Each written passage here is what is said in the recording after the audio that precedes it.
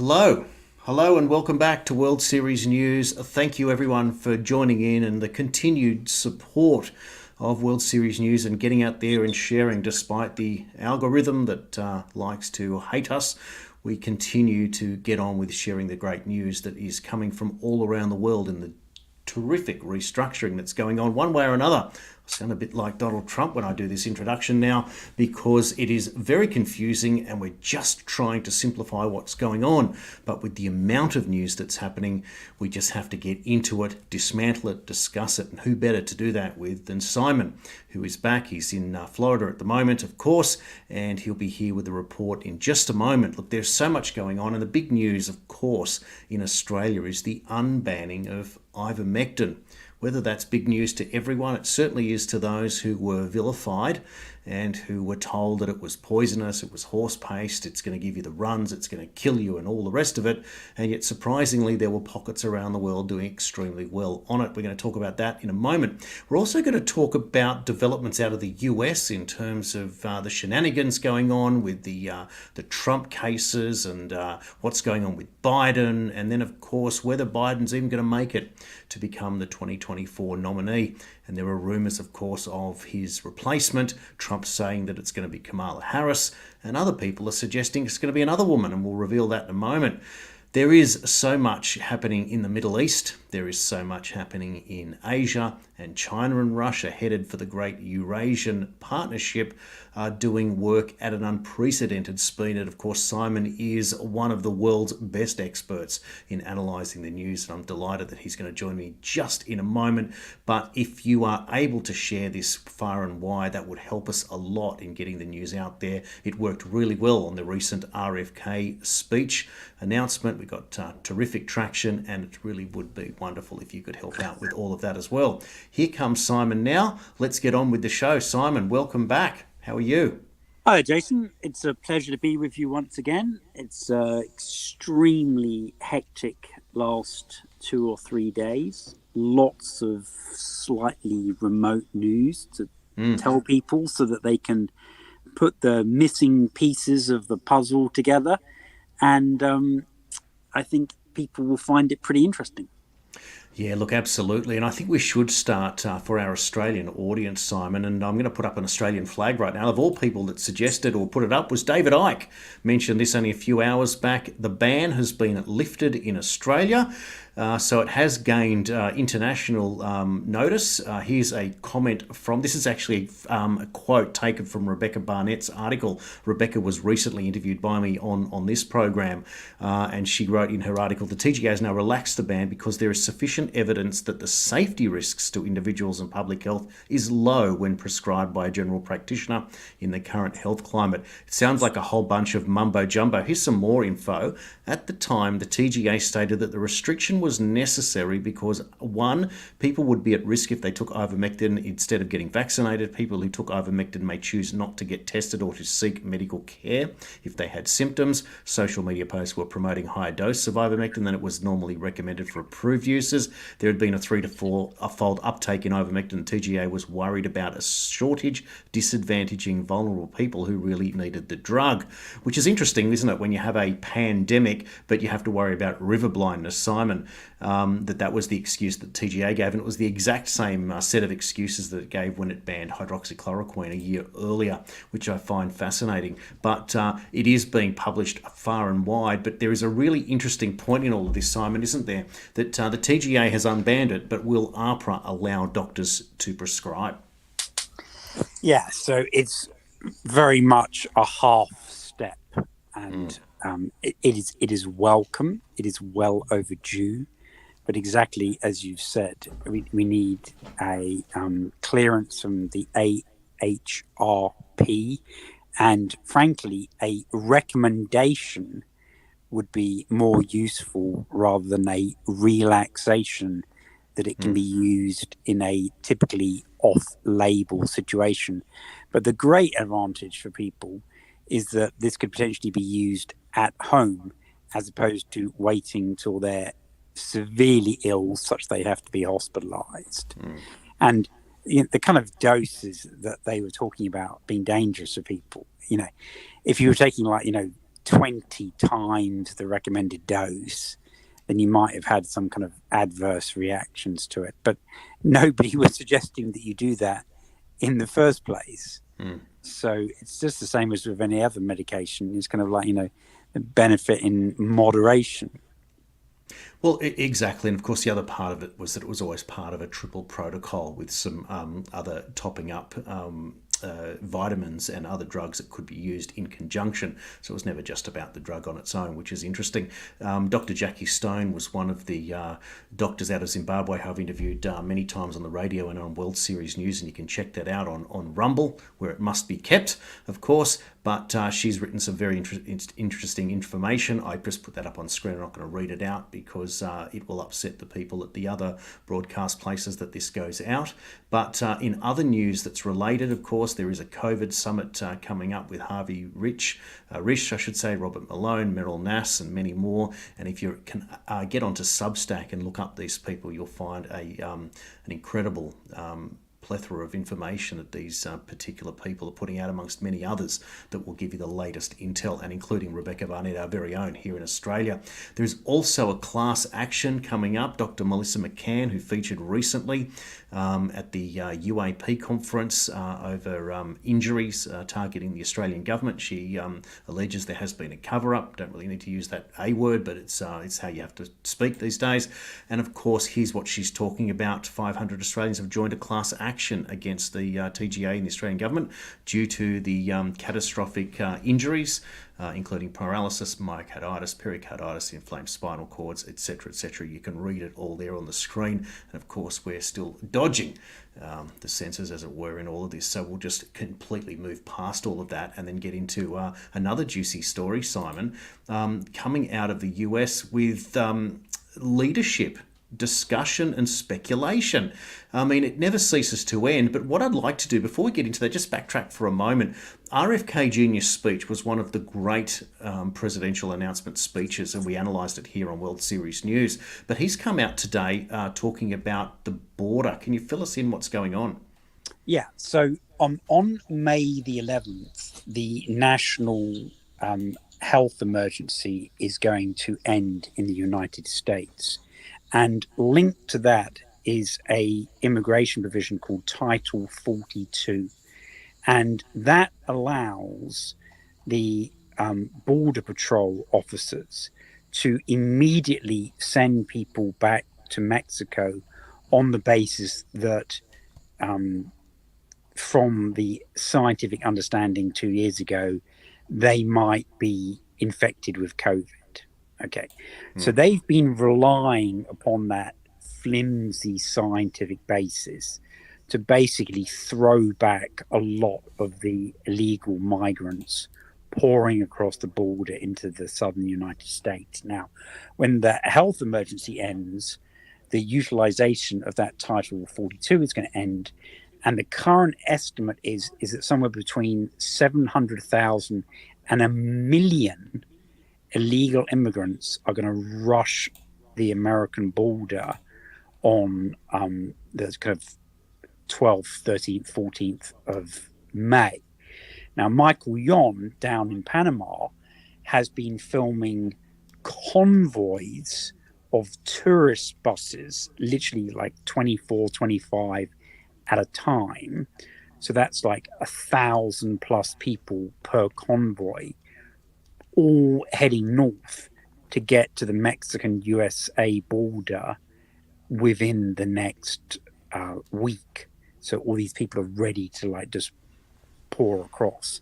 So the US Senate is now scrabbling to try and put some kind of replacement there for Title 42, because the immigration staff and the Border Patrol have very publicly and very privately told me in no uncertain terms, this is an absolute calamity, and it's going to see the largest flow of humanity across the US border in American history within the space of a week. So it's a really, really serious problem. They've literally got 4 or 5 business days to resolve it. in order that there's a administrative legal replacement for the immigration officials to immediately expel people rather than trying to suddenly stack 1 million people into temporary detention facilities that maybe has capacity for like 50,000 people. Detention facilities that maybe has bit of feedback there. Sorry, go on. No problem. So that's what is happening there. And they're dealing with that at the same time as they're dealing with America potentially defaulting on its treasury bonds and bills on or around the 1st of June. So it's a lot of issues kind of like impacting Congress all at once. And the House has got kind of like a wafer-thin majority. The US Senate, the upper house, has got Biden's party, the Democrats, currently ruling. And so, this really is a couple of national crises that they really need to exhibit some bipartisan cooperation on. So what's Kennedy saying that if he gets elected, what does he want to do about this border? The quite staunch statement from Kennedy is to say that, to quote, "It is not anti-immigrant bigotry to demand an immigration system that will keep out criminals. In fact, letting them in stokes bigotry. As president, I will enforce a secure border." Now, the context for that is that there was a illegal immigrant who was initially described as a Texas resident. I guess was technically correct, but he was not a legal resident. Yes. He had been deported 4 previous times. He was firing a rifle into the air needlessly. His neighbors, who were also from another country, came over to him and say, "Hey, can you think you can knock that off?" And rather than doing the decent thing, he went back over to their house later and massacred their entire family. Wow. And then there was a big manhunt for him that involved 200 law enforcement officers. In the end, they got him. But the point is that he had been deported several times. He was an illegal immigrant. He had been arrested on various charges involving violence. And that has given Kennedy the political space to say, we need a secure border in order to make sure that if people are arrested for wrongdoing and get thrown out of the country, that they just can't walk through the desert in order to come back in, which most right-thinking people recognize as being like the absolute bare minimum that any country should have, assuming that they want to exert any kind of sovereignty over who enters or leaves their country. But for many Democrats, that's seen as a very conservative point of view. So it's interesting once again that he may be able to strip off a lot of registered independents by that kind of common sense proposal. This is what's really interesting, isn't it? Because we've been playing down this hive-minded, one-size-fits-all approach. You're either Democrat or you're not. And that's what's kind of seems to have divided, or at least they think divided the Republicans, because you've got Trump Republicans and now they're trying to create a more formal DeSantis type of Republican in that, trying to split that party. But here's RFK finally talking some sense. And then now you're asking Democrats to actually think, hang on a second, there's an alternative process here. Do we really want to allow criminals to cross the border here? just willy-nilly as they please and get rounded up and deported. Finally, someone is making sense in all of it. Of course, RFK will be sidelined from the debates if the Democratic National Committee gets their way, and they'll have no problem in ridiculing him about his stance on vaccines, etc. So it's interesting, therefore, I find in all of this, Simon, that there's speculation out of the Western Journal this week that Joe Biden will be pushed aside and to make way for none other than, here we go, Michelle Obama. Now, it is speculation, and these types of attitudes get thrown around in the lead up to a presidential election. But this is something that many observers, particularly those on the Trump side of the fence, have been pointing out all along, that this was always going to be the case. Have you got an opinion, perhaps, on why they'd be throwing this up now, and if it has got any merit? You know that I'm very, very focused on international relations. And what's interesting is that some of the relatively left-leaning and establishment foreign policy publications are now picking up the mantra from Kennedy about US foreign policy having collapsed. And so I'm seeing it in a lot of publications that have been 3 months behind you and I, that not only are they realizing that they were behind, but that the administration was grossly behind.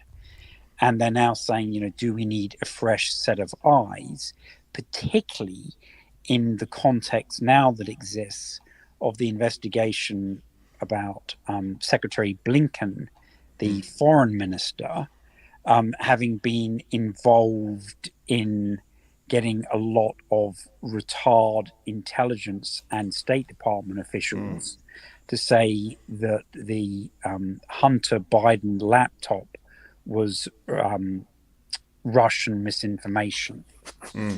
So you've got, Kamala Harris, very low opinion ratings right from the get-go. She was polling at like 2% when she ran for the presidential nomination. Now is in the 20s, has never, ever been particularly popular. Biden, in theory, he's polling in the 40s, but, any honest person knows that he's got some severe cognitive issues. Supposedly the Department of Justice is going to announce at any second that they're going to prosecute him for both tax and firearm violations. He's got a child support battle, the son, ongoing right now, having claimed that he had no income whatsoever and therefore didn't have to pay the stripper who had one of his many children, that Biden Sr. is refusing to acknowledge as being a legitimate grandchild. Yeah. And so, there's a lot of headwind for Joe Biden. At the same time, we've got problems in Sudan, problems in Taiwan, problems in Ukraine, issues in the South China Sea. And so you'd have to be pretty bizarre to not be looking around thinking, is there anybody conceivably better, such that we don't have to re-elect what is he going to be, like 83 or 84 or something, when he's had like 2 brain operations. Yeah. It's astronomical, isn't it? What he's up against here, Joe Biden, to be able to come back in all of it. But it just feels like all the world is always a stage in politics, and this is what we're watching. But Michelle Obama, how would an inexperienced politician, a first lady, somehow just step into the role at a time when US hegemony is slipping? They no longer are the world superpower, and we're going to talk about all that in a moment. It just seems illogical in all of this that the Democrats are relying on nothing more than a popularity contest. I think there'd be 2 things. One, Obama was very popular. I mean, he got re-elected with a big percentage of the vote, right? 2, she'll be dropped in at the last second. So it will literally be like a emergency rescue situation. Right. And then 3, it will be very clearly billed that even though Barack Obama cannot technically serve a 3rd term, that he would be her closest advisor. So I think on a nod and a wink, we would be able to understand exactly what the power dynamics are in much the same way as has existed in the last 30 years in Argentinian politics, where you've seen husbands and wives interchange. That's interesting, isn't it? Because one would wonder, can Obama actually serve as either a vice president or perhaps even a secretary of state, having served his 2 terms as president? That's Well, something he could be secretary of state, and he could be first gentleman, and he may not be the one signing the paperwork, but he already has all of the security clearances as an ex-president. So there's absolutely nothing to stop him being in the National Security Council or in the main office of the White House when important decisions are made. It's this type of shenanigans, we would say, that would get many of the Democrats, they would be excited about this, and many on the other side of the fence would be just saying no, no, no. And so we watch with bated breath. Completely different. Just going to pause for just a second here. Have a look at this. The gold price in Australia, Simon, hit $100,000 Australian per kilo for the first time ever this week, which was yesterday, went over $100,000 a kilogram, which represents around $3,100 Australian per ounce, or over $2,000 per ounce in the United States. So we're seeing a financial restructure going on everywhere right now, and the US really is struggling because John Kirby, when asked the question here, have a look at this. The Pentagon spokesman John Kirby doesn't know how to tell the truth about the deplorable state of the dollar. The journalist, it seems that more and more countries are abandoning the use of the dollar. Is there anxiety? Kirby, I don't have a good answer for you. That's not really what you expect out of the most powerful political office in the world, do you? Yeah, no, I mean, that didn't come across well. But to be fair, you've got to bear in mind that he's like a retired vice admiral from the Navy. So he's not some kind of like financial guru. And that was a question that was very much outside of his remit. There's been stories pushing de-dollarization this week, and there have also been stories about the news that the Russians have refused to accept the Indian rupee as payment for some of their exports. So, it's been up on one hand and down with the other. There hasn't been a dramatic movement this week, but I suspect that it may well come very shortly at the next head of government BRICS meeting. Okay, well, this is very, very interesting, therefore, to think that this is what's going on now. So there is a destabilization all around the world, so therefore there must be a restructure coming, and this is what we talk about in terms of the these BRICS nations. I want to bring up something else right now, which I also find interesting, that the UK government is talking about a massive amount of immigration. Is this another way that Western countries prop up economic growth, by just having massive amounts of immigration? Yeah, no, this is going back to like 1999, when the UN suggested replacement migration in order to maintain Western European social welfare systems. And that has been seized upon by a lot of right-wing groups / political parties.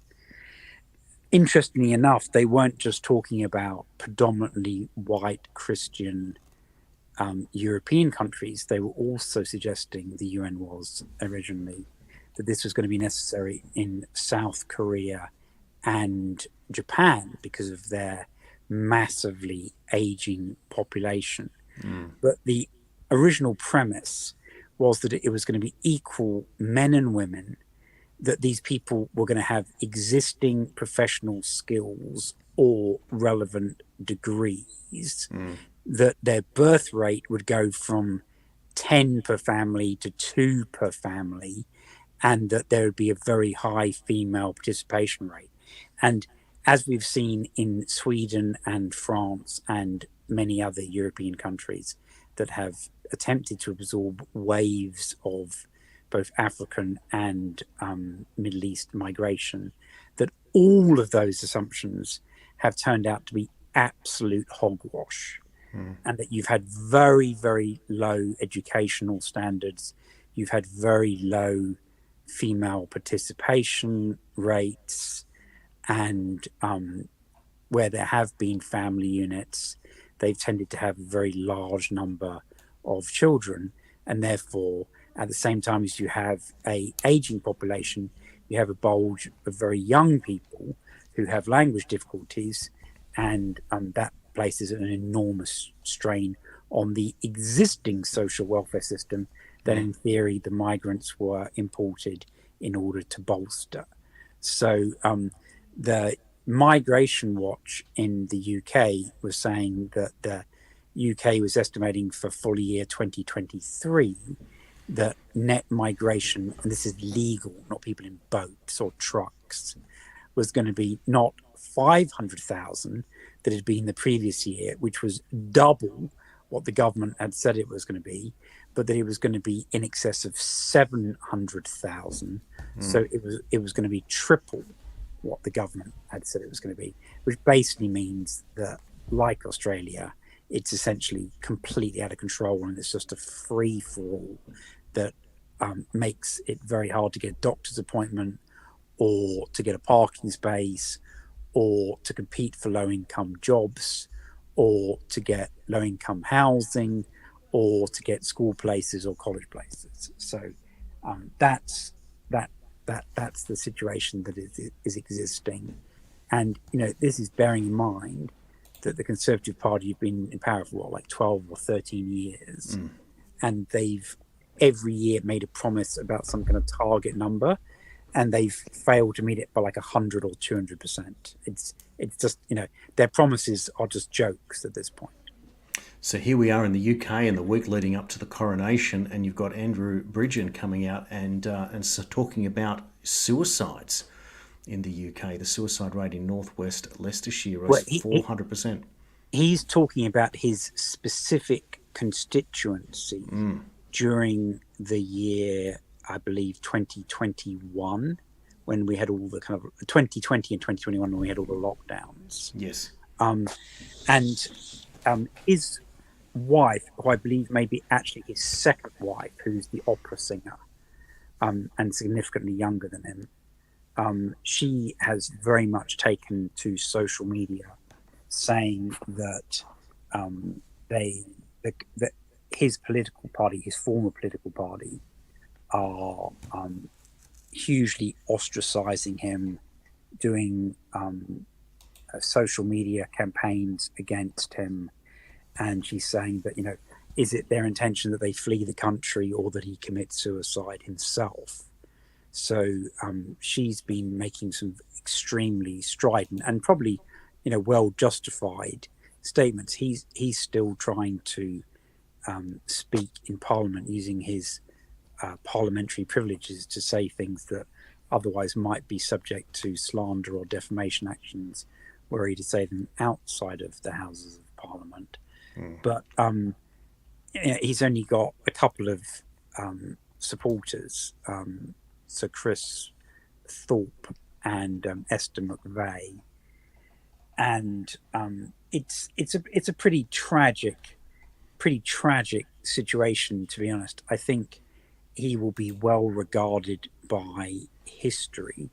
It's unfortunate that he's not a particularly engaging public speaker, and so people aren't naturally inclined to listen to him. I mean, that is very, very unfortunate. He tends very much to read from notes, and that makes it a monotone. And he occasionally loses his space, and he's kind of fumbling with his pages and stuff. He does actually have a bachelor's degree in biology and genetics, so it's not like he's speaking from a point of real ignorance. But unfortunately, the opposition parties haven't embraced him in any way whatsoever. And indeed, when he approached them to try and get them to allow him to use their parliamentary time to put official questions to the government, since he is effectively now an independent member of parliament, because he's been completely kicked out of the Conservative Party, they just refused to give him any of their legislative time. So yeah, he is, one of three voices out of approximately 600, and it is very easy to sympathize with him because he's in a very, very isolated position. Interesting how all this is playing out, and those that fight are continually isolated just for going against the grain, but are being proven right all along. Simon, this is a little bit of a duck and a weave at the moment because there's just so much news going on. And just for our Australian viewers, again, many people would have known him. We're just worth the report. But in The Age, it's been reported that Monash Council has cancelled the Drag Queen Storytime event. And this is interesting because Daniel Andrews, who's been used to getting his way for forever, was very outspoken today on the news, saying that it was a disgrace. And of course, the headline here that it's disappointing. And the reason that I brought that up right now is that I want to cross over as we move into our geopolitical global report over in Turkey. Erdogan has come out and saying that he is against the LGBT. It's an interesting headline. This is reported in the Times of Israel, but this is not the only Turkish news that I want to talk about right now. But let's start with this one. Yeah, so Erdogan, he's really feeling under the gun a bit. He's at this point, he's now very concerned that the opposition leader may get 50.1%, such that he's the outright winner in the first round of the presidential elections on the 14th of May. It's interesting that that position is consistent with what the Ugandan government did this week, and is entirely consistent with both Florida and the Russian government as well. So there does seem to be a little bit of an international pushback against the for want of another phrase, the pink hand. But he's put himself in a very difficult position with regards to the European Union, because for a long, long time now, the population of Turkey has wanted to progress from being an associate member of the European Union to being a full member, such that basically half the country would leave and they would pour into France and Germany and Austria and a few of the other countries, Sweden probably as well. And so that was one of the reasons for Brexit, because there was a lot of polling being done. And at the time, it was something like 56-60% roughly of the entire population, so man, woman and child of Turkey, said that if they could legally migrate to Europe, they would. And of those people, most of them either wanted to go to Britain or to Germany. And so Britain was faced with literally having like an influx of about 10 million Turks. And that really pushed the Brexit vote a lot. Germany started taking Turks into the car factories in the 1960s. And they've now got second and third generation Turkish Germans. And a lot of those people want to rejoin their distant family members. So, that's a big potential problem for them. But you see, when they're considering taking a external country into the European Union, one of the issues they look at is like human rights and gender equality and abortion and all those kind of things. And in that regard, in particular, his statement is far outside the European mainstream. So he is trying to save his presidency that is literally potentially going to be lost in 10 days. So he wants to ensure a high turnout of the Muslim Orthodox religious vote.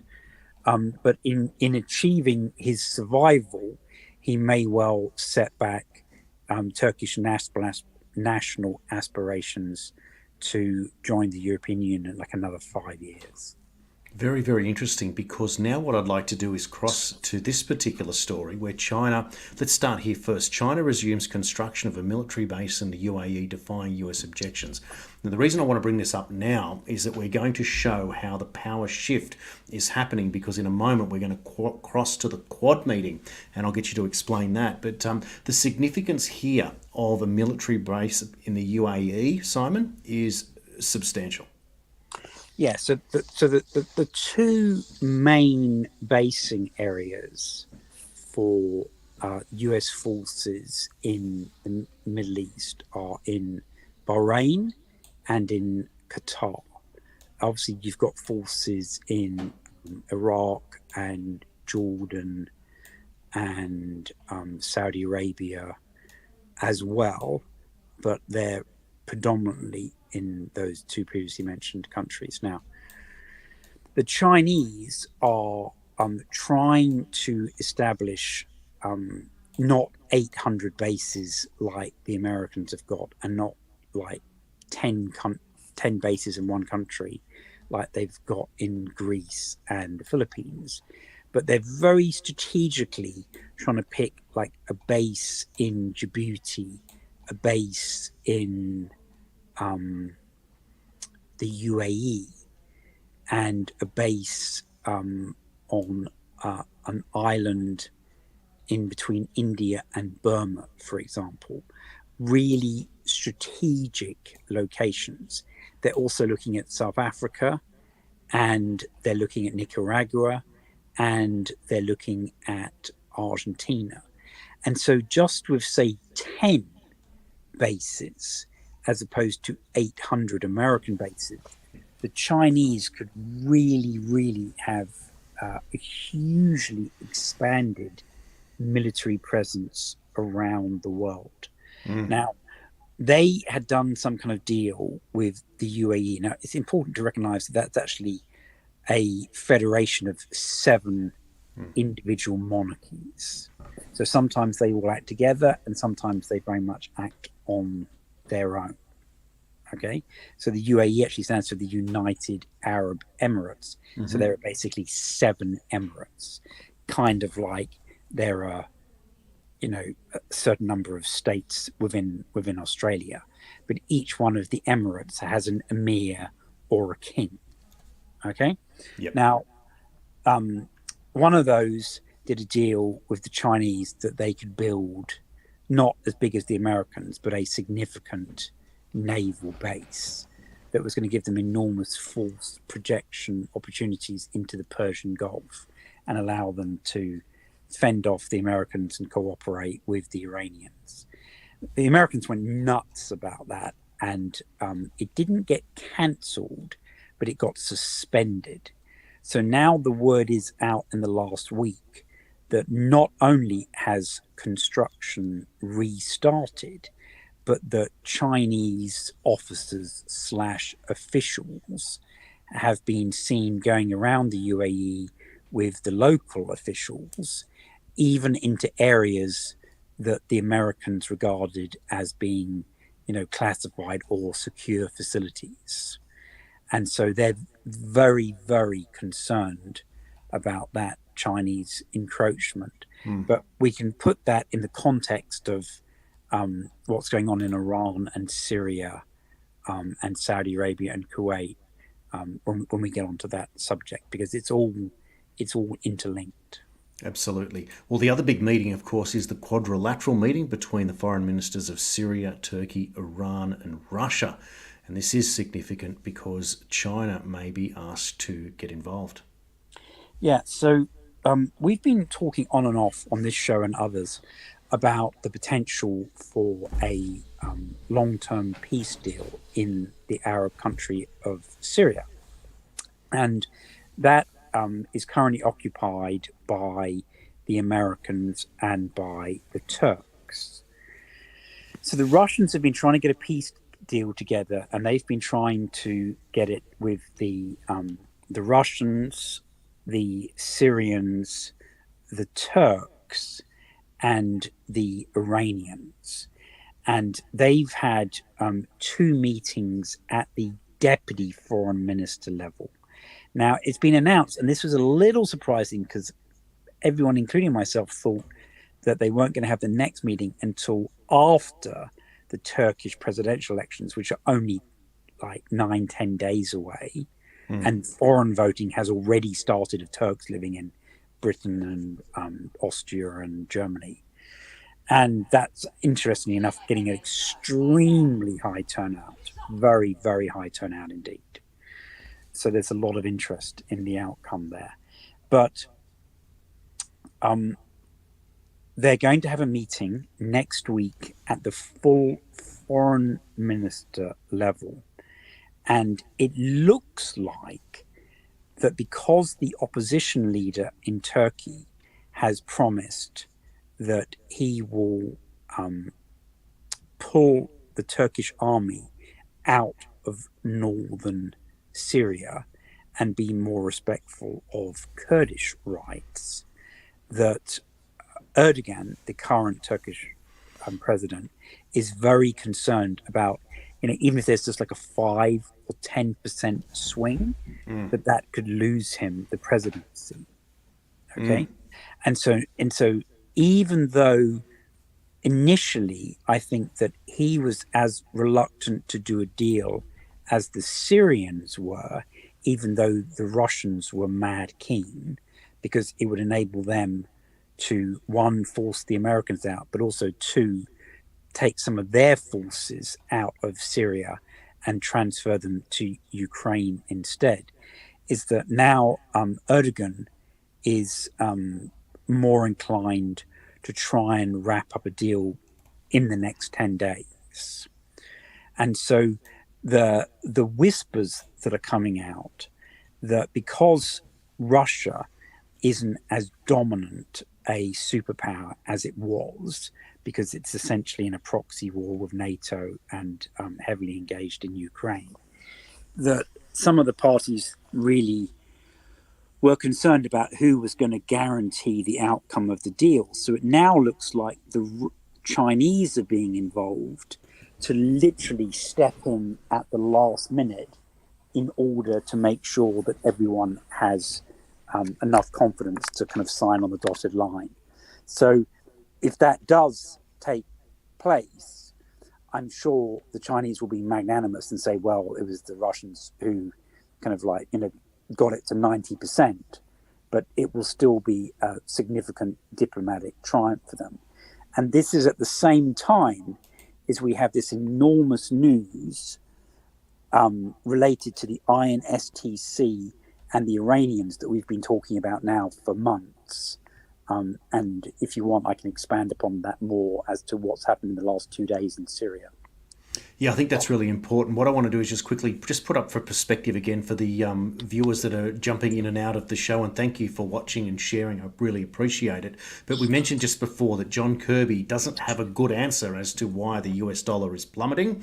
Simon's explained that he's not actually the most competent of financial people involved. He's an admiral. But interestingly, when you compare that to this, that 5 Arab states plus Iran among 19 nations ready to join the BRICS alliance, Saudi Arabia, UAE, Algeria, Egypt, Bahrain and Iran formally asked to join, and this is only again this week. So Simon, let's talk a bit more about what's happening with Iran and Syria therefore. So to get on to that exact point, and you're not wrong, you're exactly right in terms of BRICS, But before BRICS, there's the Shanghai Cooperation Organization heads of government meeting in July in Delhi. And they've been having, first of all, first of all, it was like finance ministers, then it was defense ministers. Today and yesterday, it's been foreign ministers, and then it'll basically be presidents in July. Wow. But the really big news there is that Saudi Arabia has already joined as a dialogue member. And there's 3 levels of membership. There's dialogue partner, observer, and full member. Okay. Now, it's been indicated that Belarus and Iran are going to be approved as full members in July. Though, interestingly, today, the Iranians said, we're very keen, but we haven't technically submitted the paperwork. I don't even know why they bothered to say that, because it seemed like a technicality, given that it's still 2 months away. But apparently that is outstanding. But the other thing that's very interesting is the Indians leaked today out of their foreign ministry that it looks like the Kuwaitis and the UAE, who obviously we've just been talking about, and the Maldives, I believe there was one other country as well, relatively minor one, that they were all going to be allowed in as dialogue partners. So what that was going to mean is that you were going to have, all of a sudden, within less than 12 months, over half of the countries around the Persian Gulf was suddenly going to be in what is not only a trade organization, but is also a security organization like NATO. Wow. Okay. Yeah. Now, so you're suddenly going to have Kuwait and the UAE and Iran and Saudi Arabia are all going to be in the Shanghai Cooperation Organization, along with India and China and Russia. And don't forget, on the 9th of March, while the negotiations were happening in Beijing, the Saudi foreign minister wasn't in China. He was in Russia, reviewing the arrangements for a new collective regional security organization. So could this indeed be everyone joining the SCO as opposed to BRICS? Because BRICS doesn't have security connotations. It's basically just trade. Whereas the SCO is trade and defense. Now, it's not as rigid as the Warsaw Pact or as rigid as NATO with Article 4 and 5, but it's still like a mutual assistance organization. So if we see all of those countries in, then the next step would be for Iraq and Qatar and Bahrain and Oman to join. And those would be the other 4 nations of the 8 gathered around the Persian Gulf. And at that point, you've got to say, well, if you've got all of the Persian Gulf in a quasi-alliance with Russia and China, why would they tolerate any Americans being in their countries? Yeah, that's a very, very good point, isn't it, Simon? And what is interesting is that you brought up the idea that we're looking at either a financial instrument to unite these nations or, in fact, a security instrument in doing so. And Or this both. is what's or both. And this is why, when we get onto in a moment, the biggest story still is the international north-south transport corridor and just how that is expanding as well. It would go very far for our viewers to understand in very real, observable terms exactly how this all works. Shall we go to that right now, in fact, and let's bring up the big story about what's happening with the INSTC. Here's graphic 1. Yeah. So there's been a great deal of shuttle diplomacy this week, and we're not even to the end of the week, right? So the Indian Minister of State, who's essentially the deputy foreign minister, he went on a 5-day visit to the country of Saudi Arabia. At the same time, the Saudi foreign minister called the Indian foreign minister, and the Indian deputy foreign minister, deputy assistant foreign minister, went to Kuwait. The Kuwaiti deputy foreign minister went to India, and the Indian national security advisor went to the Iranian guy, who the regular listeners of the show will now be listening out for, Mr. Ali Shamkhani, the Iranian secretary of their National Security Council. So all of these people are all kind of like scuttling all over the Middle East at once. But it's essentially the Saudis, the Indians, and the Iranians. So I am absolutely certain that there's a big announcement pending from the Indians. The Indians are basically trying to join the Gulf Cooperation Council plus Iran. So it would be like 6 + 1 + 1. Okay? And at the same time, for the first time in 12 years, we have had the president of Iran, Mr. Raisi, go on an official state visit to see the president Assad of Syria. Okay? Now, it's important for people to understand that not only the Western countries, but also countries like the UAE have very, very much been supporting what are called the Takfiri and the, for want of another word, the ISIS affiliated partners in Syria against the official Syrian government. And the only country that has stood by them hard and firm for the entire period has been the Iranians. Okay. Now, we're on the cusp of the entire Arab League backing down, recognizing that they've lost their proxy war in Syria and allowing the regular Syrian government back into the Arab League and allowing them to do all kinds of trade deals and stuff. Now, obviously, the Americans and the Israelis are extremely unhappy about that, but they've basically shot their bolt and it's missed. Okay? Yep. So now Raisi's gone there, and he did a big comprehensive strategic partnership, long-term kind of treaty of friendship, mumble swerve deal. The number 2 deal out of about a dozen that he did was an extremely significant deal, because as a lot of your listeners will recall, and we've been on this for 3 months now and really ahead of a lot of organizations, is the big issue in play, particularly between Russia, Iran, and India, is what's called the INSTC,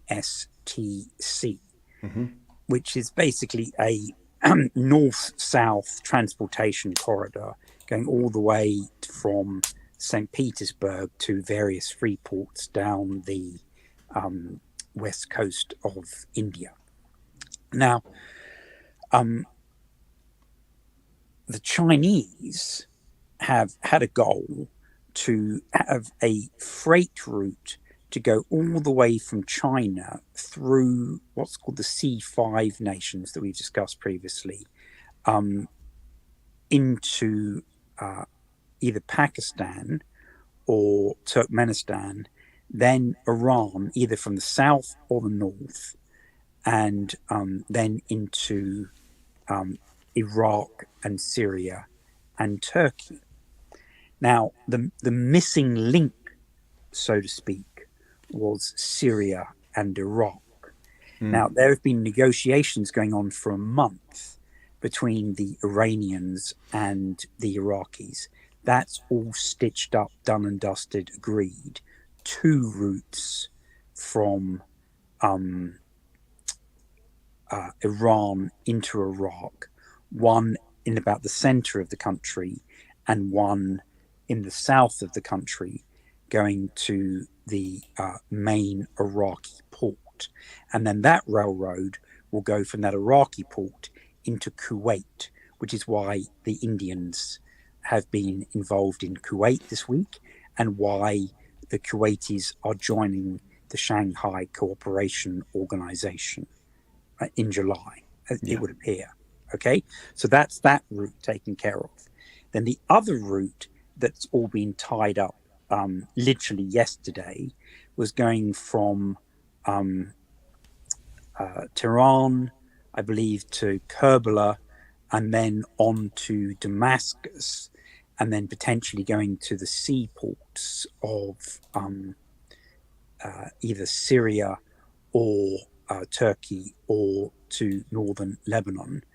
And so the second main agreement that Raisi signed with Assad was to fully integrate and connect and actually form a joint operating company so that they were seamless, was the railways of Iran, Iraq, and Syria. And that's a long-term project, but it's a huge agreement, and it would appear that the route has been agreed as well. Yes. And so that is basically the tail end of a 12,000 kilometer journey from Beijing all the way to the Mediterranean Sea.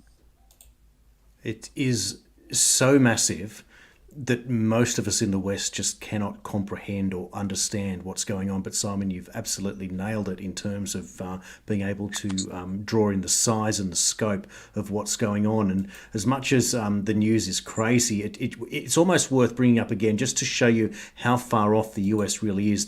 This here again, John Kirby, Admiral, asked a financial question. I do not have a good answer for you as to why countries are abandoning the US dollar. Well, it's in your face, isn't it? It's just so obvious, but the news is truly, truly crazy.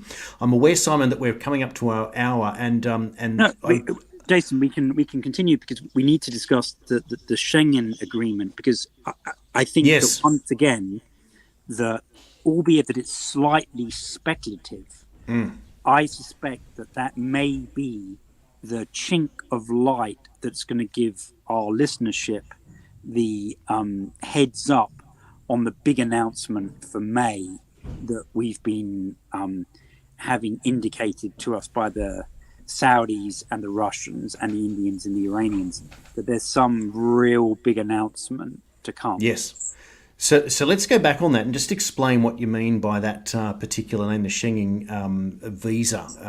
So basically, if you're say going from Australia to Europe, and you want to travel all over Europe for 3 months, and you want to go to Portugal, Spain, Holland, Germany, Finland, Estonia, right? You don't want to have to get a visa for every single one of those countries. That's like a real headache, okay? So what would be ideal is if you could get a visa for essentially the whole of the European Union.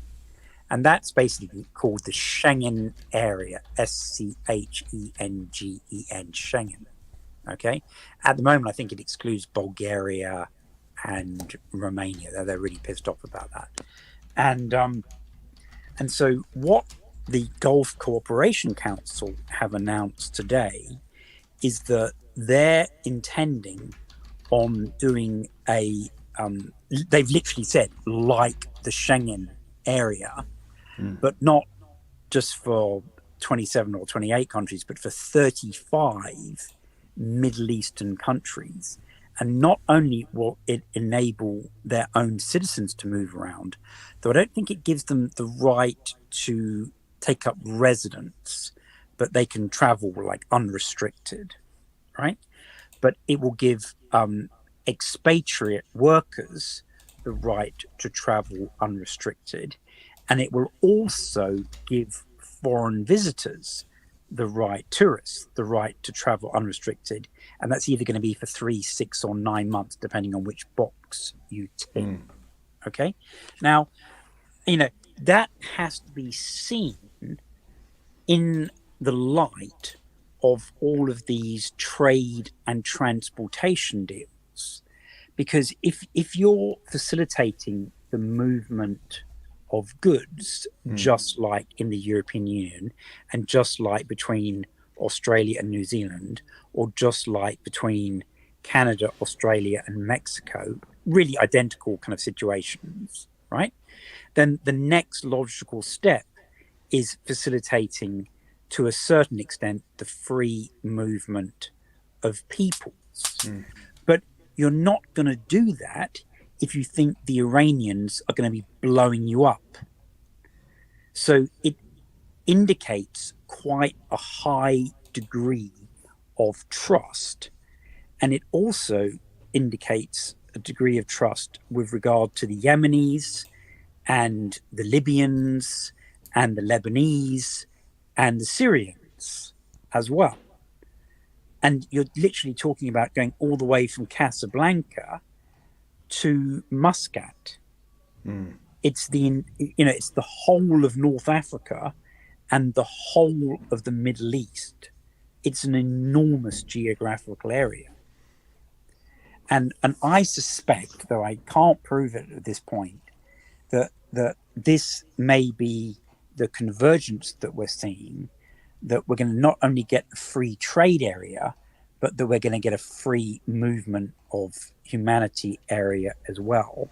And that will just be enormous, because it will generate a power block similar to the European Union. And indeed today, the Gulf Cooperation Council had a series of meetings, and in the minutes that they took out, they were very much talking about not only developing business opportunities across the Gulf Cooperation Council, which is only 6 nations around the Persian Gulf, but integrating. And that word was new. So I appreciate that most of the audience don't want to be reading through translated press releases of the General Secretariat of the Gulf Cooperation Council. I really, really believe me understand that. But this is the kind of thing that you and I are adding value to people, because we are doing that, and we're comparing it to the statement from the month before and the month before that, and suddenly going, hang on a second, that's not what they've been saying for the last 3, 6, 12 months. And so we're literally getting advance notice of the huge shifts that are coming down the path. And when I say shifts, this has to be seen in the light that you still got a lot of American and European foreign policy organizations saying that this is like a temporary de-escalation, and the Americans are still dominant, and these people hate each other and they're not going to get on. And it's interesting now that the German Marshall Fund, and there was a couple of other papers, and they're saying that it was the Middle East Eye and the Al Monitor, and they're saying no, this is like not necessarily a once in a century like the Chinese were saying, but a generational change. It's a really, really significant issue. And what I found particularly interesting was there was a quote in the Middle East Monitor from 2 or 3 days ago, where they had quoted the Crown Prince of Saudi Arabia, Mohammed bin Salman. And in 2018, he had said, quote, in 5 years, the Saudi Arabian kingdom and the region will be completely different from what we have now. And lo and behold, exactly 5 years later, here are the huge issues that we're talking about. He really is starting to look like somebody with just the most incredible foresight and planning, because he's actually making some of these events happen. Indeed. There is it's a big deal, isn't it, when the Middle East can get its act together and create a formal bloc and be part of the BRICS and be part of the SCO and be part of the great... it's just huge, because America's dominance has relied upon divide and conquer. Yes. And not only that, but if you look at Saudi Arabia's defense expenditure, for example, in 2022, they spent $75 billion, right? If they didn't have 4 conflicts going on, that could potentially be $25 billion, which would enable $50 billion to be redirected to all the infrastructure and IT and cultural projects that MBS wants to do without making them go bust. And their budget is balanced upon the oil price being $80, and it's just under 80 at the moment.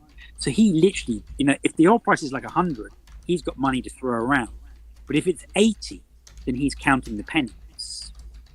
And so getting peace is very, very important, because he has this huge vision and a huge amount of authority that's been delegated to him by his father to bring Saudi Arabia into the new decade from 2030 onwards. Now, the UAE is doing very much the same type of thing. And they're taking a slightly different approach to it, in that they very much hitched their wagon to the World Economic Forum that I know lots of your listeners are acutely aware of. Now, an announcement that happened today that's got me quite concerned, to be honest, is we've known for a long time that the UAE was going to be hosting COP28 at the end of November. Okay. And the theme for that was responsible consumption, which is essentially rationing of electricity, water, meat, fuel, all of those type of issues. Okay, so that in itself is very alarming. Now, what they've just announced, and what was celebrated by old Tedros, the General Secretary of the World Health Organization, in a personal Twitter message today, is they've now announced that beyond responsible consumption, that I think was getting some bad press because it was so obviously a code word for rationing, that their strategic concept for the conference in the first week of December is now climate is a health crisis. Oh, of course.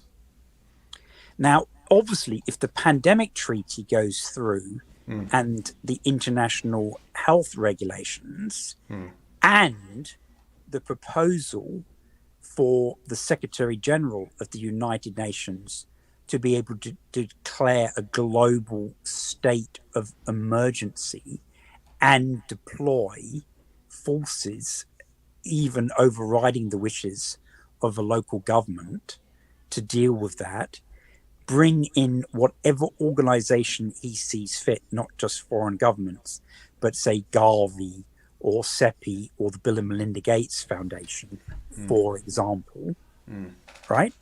But that he could roll over and renew that state of emergency, as we saw abused to enormous extents in Australia and in Britain and in Italy and in the United States for almost 3 years. Yeah. Right? The problem then is going to be, well, if we're already declaring that climate is a health emergency, then he basically only needs to sign a piece of paper, and then the United Nations can go wherever the hell it wants, and it can be making people get mandatory vaccinations. Yes. Yeah. So, I'm not throwing out a conspiracy theory here. This has been announced by the UAE and is being celebrated by the head of the World Health Organization.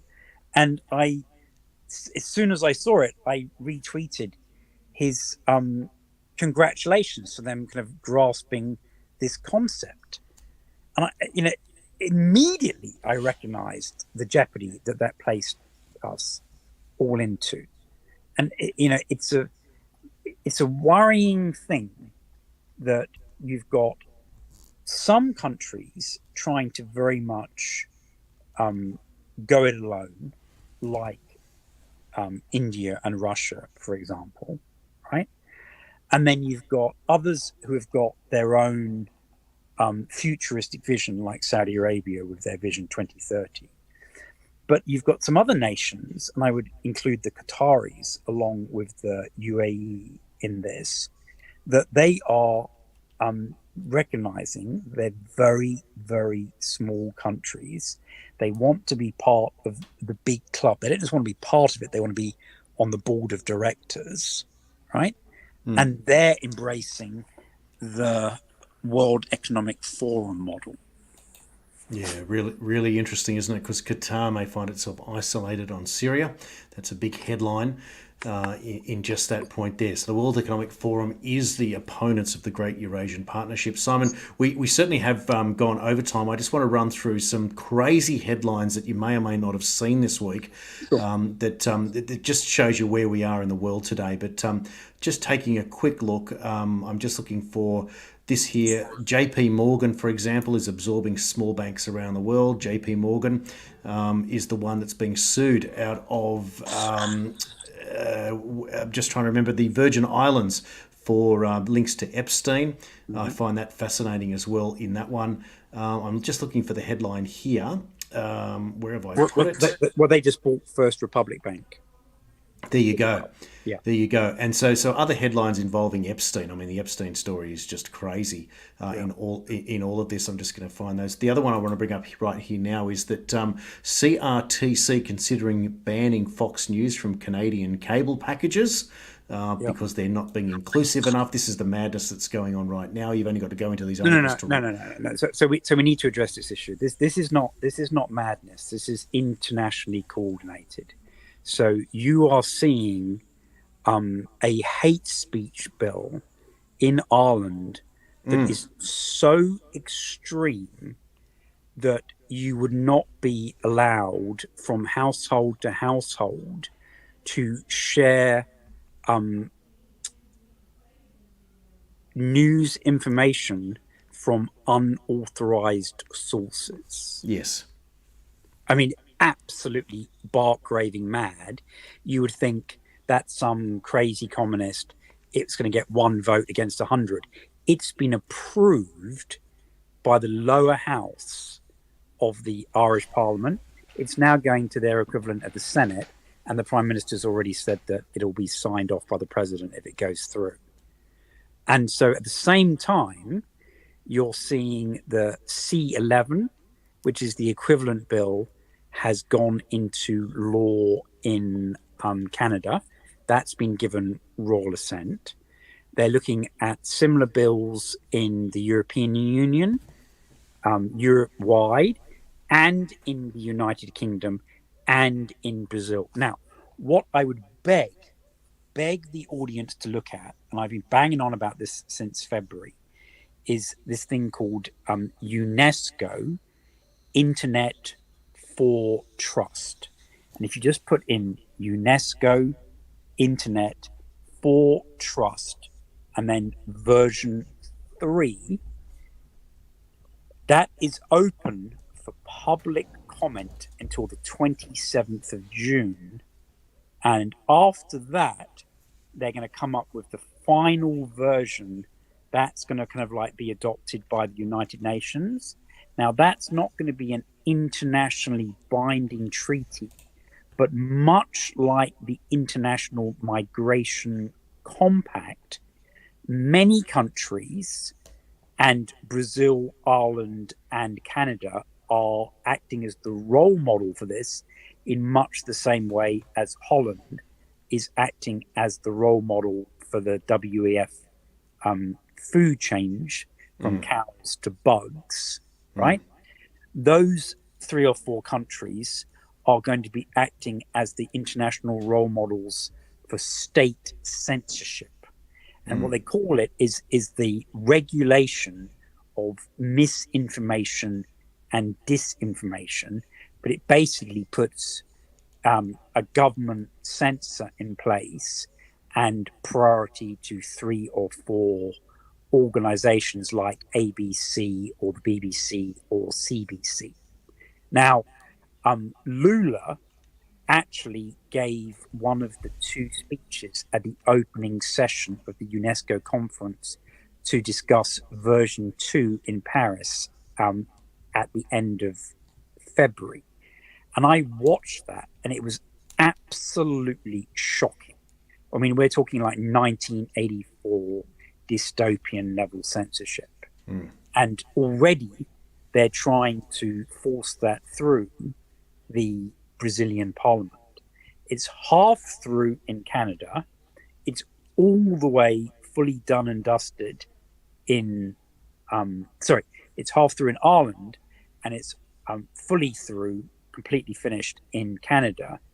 And already we're seeing that members of the Canadian governing party and their preferred media partners are telling Twitter management that if they don't censor certain people, just as has happened during the 2020 election and during the COVID crisis, that legal action will be taken against them in Canada. And exactly the same threats are being made against Elon Musk in the European Union.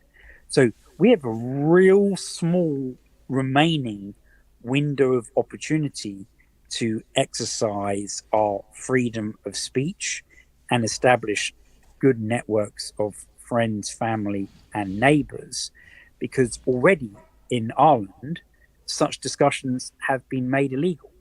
Yeah, this is the world that we're living in at the moment, Simon. Yeah, and it sounds crazy. Believe me, I wish it was, and I was just making crap up. But it's like completely in writing, documented country's new national, fully approved legislation. And this is the type of headline that you're going to see on your screen right now, that this is what we are going to be told that is all the truth. Have a look at this from the Express. Heart attack. How often you go to the toilet daily signals at risk of future heart attack. Yeah, well, the other story that came out was that your vaccine efficiency was maximized if you took it at noon. There you go. Amazing. I mean, just like total bullshit stuff, right? Total crap. And yet this is the same week. Hyatt Hotels chairman, former Disney execs are among billionaires issued subpoenas in lawsuit over JP Morgan's ties to Epstein. And look at the faces that have been associated with this, including the current CIA director, William Burns, who at the time was the Deputy Secretary of State when he met with Epstein after conviction. Noam Chomsky, the great intellectual who clearly now must realise that he's been compromised one way or another, refusing to answer questions, and the former Israeli Prime Minister, who was well known to be a regular in the world of Epstein. It's truly, truly shocking there. And if it's not clear to you, the revelation today of Epstein's intimacy with those inside the Obama presidential administration is a bombshell, according to this tweet. Today is a massive exposure of the criminal element deeply embedded in pedophilia and sex trafficking. Like in America, the financial markets are focused on the regional banks whose share prices have been getting hammered once again. Politically, everyone's been focused on the Proud Boys, including the ex-InfoWars employee Joe Biggs being convicted of seditious conspiracy that has them facing like 20 years of imprisonment each. Wow. And the other issue has been the rape trial for Donald Trump, and that the plaintiff's case wrapped up today. They played some very blustering testimony from him, but that video where he said that when you were like a big star that you could just grab women by their private parts and they wouldn't resist you, right?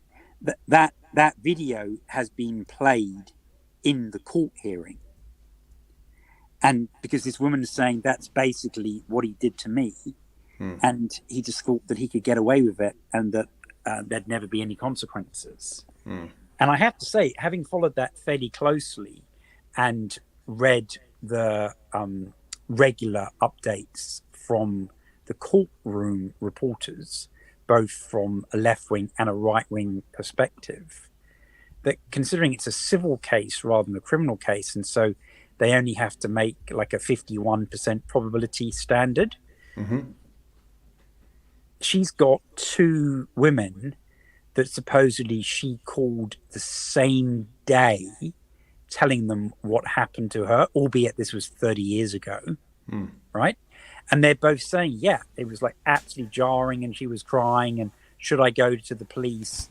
And they kind of basically said, no, like, you know, he didn't finish, so you're not going to get pregnant and deal with it. And, you know, you'll lose your job because he's politically connected and he probably won't even be prosecuted. So, you know, just get some counseling rather than getting justice. And it's only now that New York have made things like child abuse and rape have no time limit that she's been able to bring this case. And I have to say that, you know, if he gets an award, even if he can afford it, like 5 or 10 or even $50 million, he can literally just write her a check. He's essentially going to have been adjudged to have been a rapist. And with most women independents, it's pretty hard to see how they would vote for that, right? So this could literally be, you know, he's got a lot of other criminal cases, both for tax and for election interference, pending. But this could be the really big blow for him. And I think, frankly, this is the reason why DeSantis of Florida is staying in the race, even though he's 30 or more % behind him, because he thinks that Trump may have to drop out. Yeah, really interesting, isn't it? And of course, the other side of that story was that the circumstances or the facts of the case matched an episode of Law and Order SVU, and she was asked about that in the court as well. It's fascinating, isn't it, that all the world truly is a stage as we go round and round and round we go. So the Epstein case doesn't want to end, the Trump cases don't want to end, and next week in Australia we'll see the budget be delivered by the doctor of economics for writing a paper on Paul Keating and then doing the opposite of what Paul Keating did by wanting to take the powers of interest rate setting away from the Reserve Bank. But I think perhaps, Simon, the last word should go to the Pauline Hanson Please Explain cartoon of the week that will get you laughing at and with these politicians that just seem to do everything wrong, whether it be in Australia, whether it be in Europe, whether it be in the United States, but we scratch our head and watch our world evaporate before our eyes, which is the reason why we do everything that we do here. I might play the clip, Simon, and then come back for the last word before we go, and we'll wrap this show up. No. You can't do that. So let me just say my goodbye now. So okay. I would thank the audience, those who have been hardy enough to survive whatever this has ended up being, an hour and a half, whatever. Okay. And I would point out that there will be a lot more news next week. So please do tune in, if not on Sunday, then Monday, whenever everyone happens to be available to give you these updates. But in the cartoon that you're about to watch, the funniest bit is right at the end. All right. Thank you, Simon. Been terrific yet again. And I will play the clip now, and I look forward to seeing you all on the next show. And please like, share, subscribe, follow, all of those great things that help support us here. Every little bit counts. Thanks for watching. See you on the next show. All right, Jim. It's time for you to present the budget. Hello.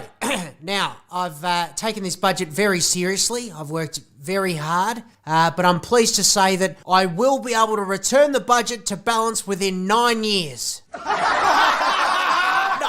come on, it's possible. All we have to do is reduce spending by $50 billion. We'll rein in the NDIS. We'll fix the Inland Rail project. Labor will be fiscally responsible. Oh, now that is ridiculous. And I will get the budget back to surplus. Hey, now, come on. That's my joke. No, look, come on. It's all here. Have you accounted for the voice? He hasn't accounted for the voice. I'm glad you all find this funny. You know who won't be laughing? The taxpayer. Jim, come on. Don't beat yourself up, mate. It was your first budget. Oh, Anthony, I don't want to be a treasurer anymore. Don't say that, Jim. It's just the economy. No, that was amazing. I think I found my calling. I want to be a stand-up comedian. Oh, Jim. I don't know if you've heard about this housing crisis, not enough houses. How are we going to fix that? Let's bring in 715,000 more immigrants, hey? What do you reckon? That'll fix it? And then we promised to lower power bills. That was a lie. Knock, knock. Who's there? The bank. We've come to repossess your property because you've defaulted on your mortgage as a result of interest rates being out of control. What do you do for a living, mate? I'm a coal miner. Not for long. Here's an impression for you, right? I'm the Labor Party, and this is the economy. Oh no, it's completely